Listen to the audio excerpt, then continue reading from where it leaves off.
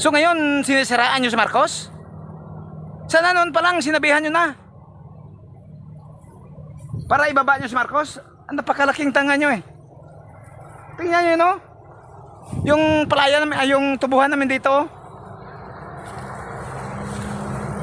Nag-ano ba kami rito? Wala.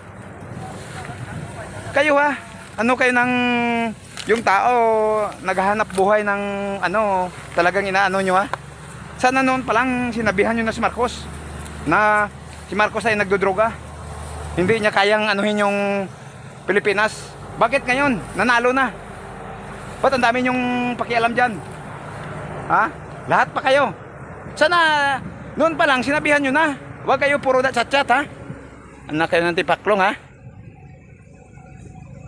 Puro kayo, kaya maya, mahihirap kami. Hindi nga kami nag-ano eh.